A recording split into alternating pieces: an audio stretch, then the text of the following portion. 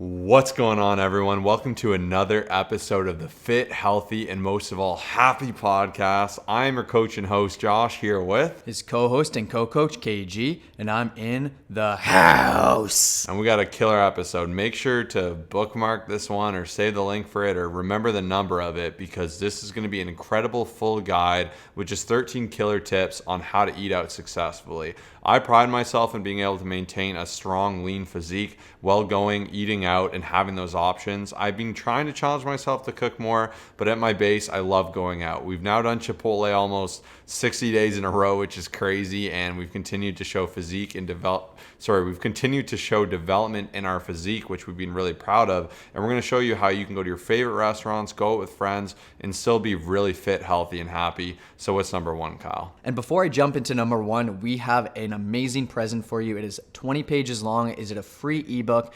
The first link in the description down below, you can click that, and there's so many different things. It's all of these 13 tips, as well as our favorite places to eat, as well as other common chains that you may have to go to depending on your situation, as well as 7 amazing tips to navigate going out to a restaurant as well. So it's a full guide.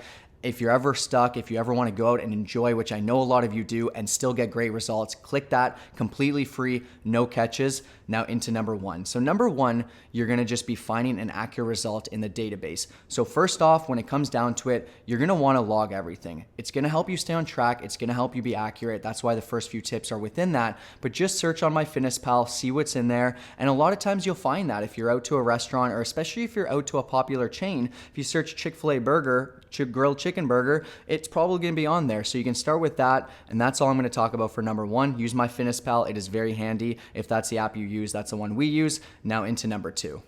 A cool hack I want to share that too. If you are at a very popular chain, so I usually like to think if they have more than like 10 locations, there's a good chance someone's already put it in there or they will put it in there. So MyFitnessPal in particular, if you're wondering what that is, that's probably the easiest, most common way to track and log your calories. It's the biggest one out there. It's been around forever. Their paid version kind of sucks in my opinion. I'd stay away from it. I'd continue to navigate the free. But even on the free one, if I search Chick-fil-A grilled sandwich, there's a little check mark and you can click the check mark items only. And those are ones that are verified and they're actually accurate, because sometimes you'll search something and it will show the calories, but there'll be no protein, no carbs, no fat, because people will add their own items. And that's number two, which is if you can't find it, add it or build it. So if you're adding your own item, what I like to do is either, even for what's awesome with Chipotle, with Blaze Pizza, those are two that you will see in that free guide that Kyle made that is incredible. It's been amazing how many people have seen that guide and be like, how much are you charging for this? I'll pay like $100. We're like, nah, we're just going to hook people up, and we just want to thank you for being a great listener. And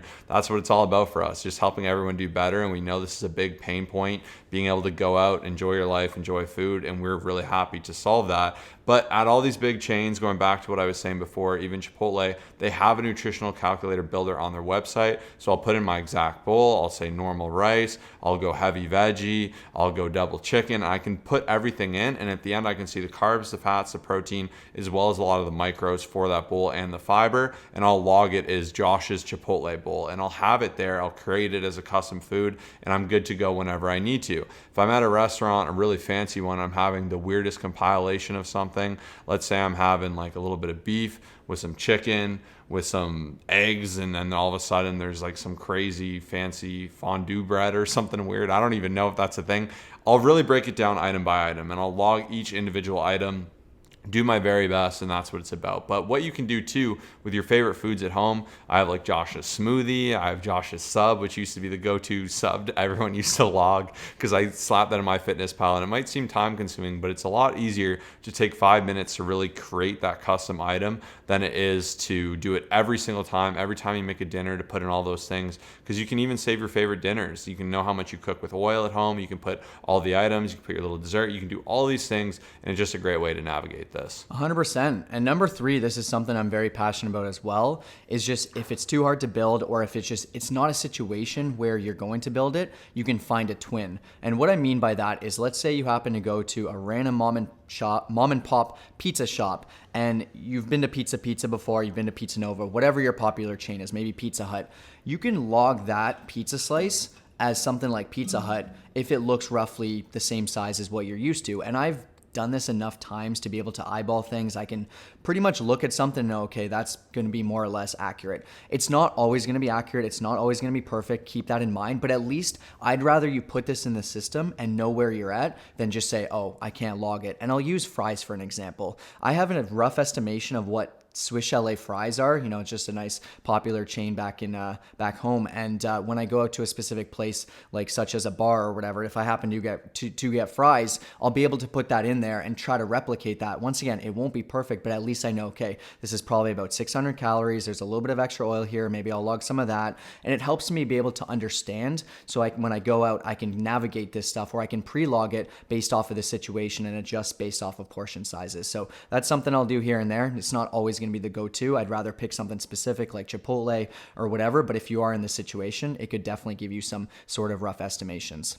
And this will be different for everyone. If you're someone who frequents Chili's and that's like your spot and you're like, this burger is just like that Chili's burger, it's a little bit bigger, you can kind of work with it there. And I think that's a perfect segue into mine, which is number 4, which is overlogging when you're in doubt. So if you're somewhere like, this pizza's pretty greasy, it's a little bit bigger than the normal pizza place I go, so I'm going to log it as a little bit more. And then from there, when you overlog, I really recommend listening to hunger signals. If you log something and it felt like it wasn't many calories, but you're stuffed to the brim, you might want to adjust that a little bit. And I know this sounds like it's a lot of guesstimation, I guess that's the word, guesstimation, and it is. It's the best we can do, and that's what I love about logging. It's us doing our best bet to know our intake, to be aware of where we are, to make sure we're hitting our macronutrients that are going to lead to us to have physique development. And if you're listening to this and you're like, this sounds like a ton of work, I don't want to do it, I would really encourage you to get over that mindset. That's a self-limiting mindset. This is an easy tool you can do, and I promise you, if you start tracking your calories, knowing your food intake,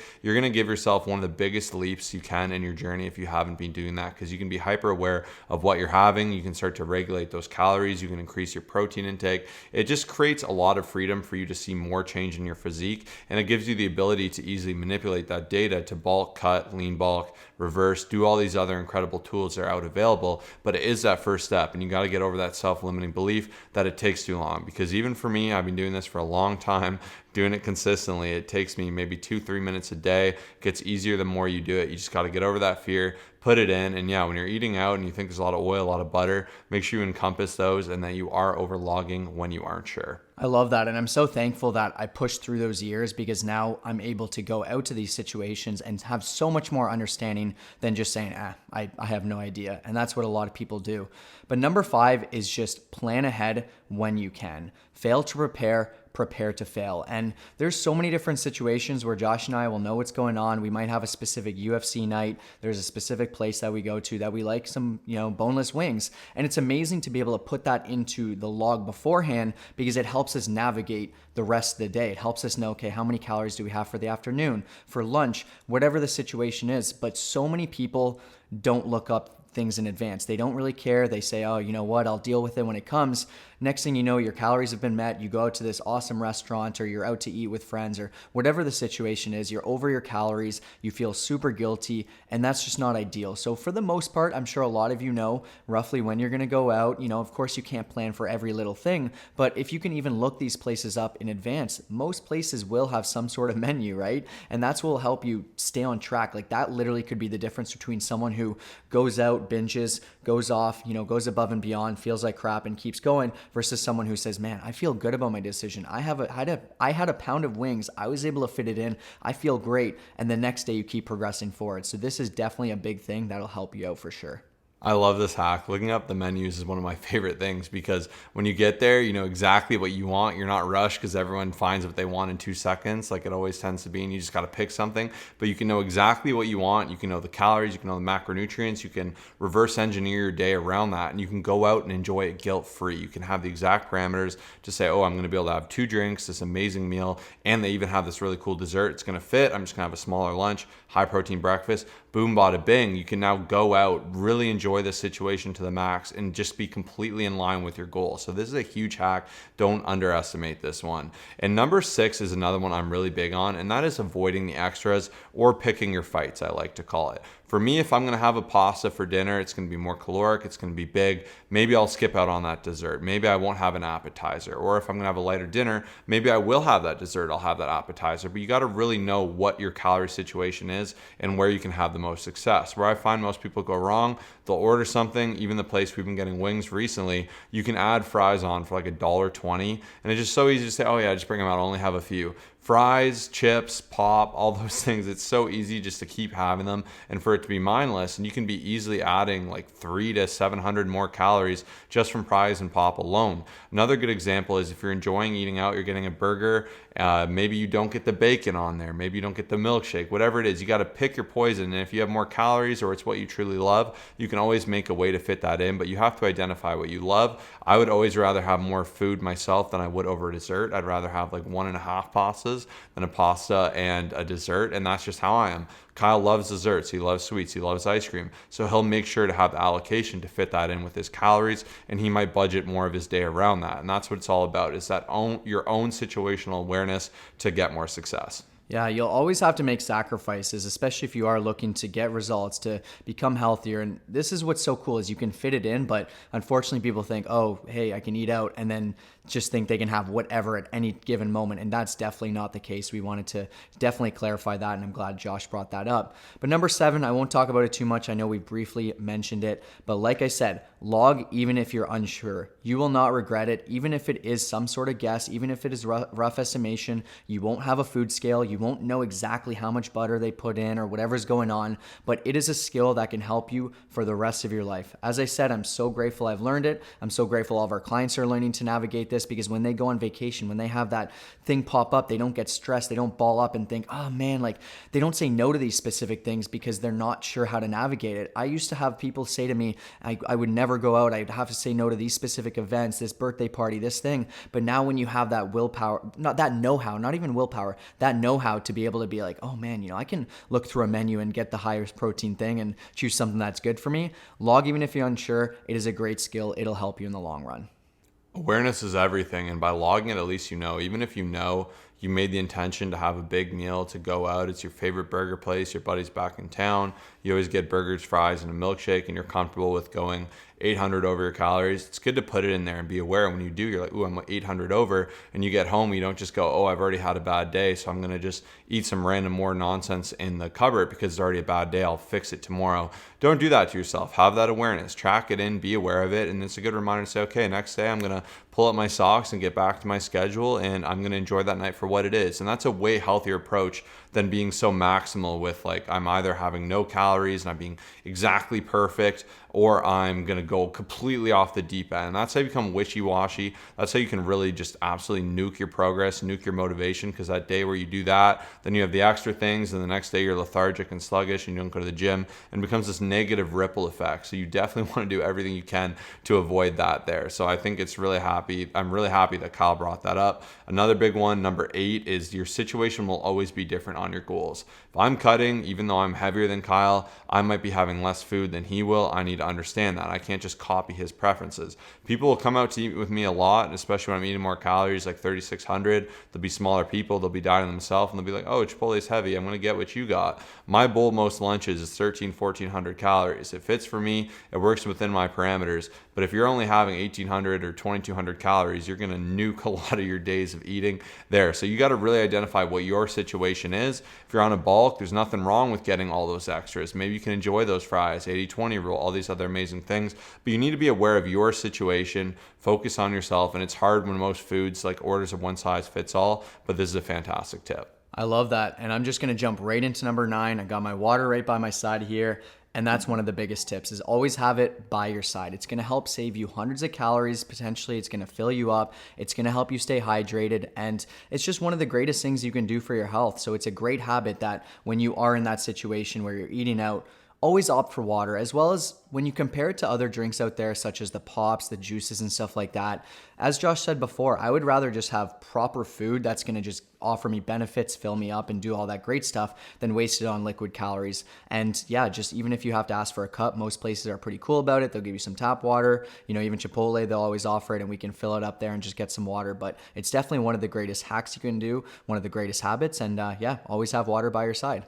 Number 10 is one I'm really passionate about, and it's always about focusing on health. Like, what are you eating at the end of the day? This is something you're putting in your body, something you're gonna have to digest. It's either gonna make you feel better about yourself or worse. And sometimes it's great just to eat something because it's fun, because it's tasty. That's totally cool. But you gotta really identify at the end of the day, is what I'm getting what I want and what I need right now? I always like to mix in some vegetables. I always like to aim for the high protein options, and I like to really aim for things that are ultimately gonna make me feel better. And next up, number 11, realizing that it'll never be perfect is something that'll help you out. And even just this was a big realization for me in the past, because I think I used to hesitate towards this type of stuff because I thought I had to be perfect. I thought everything had to be exactly the way it should be.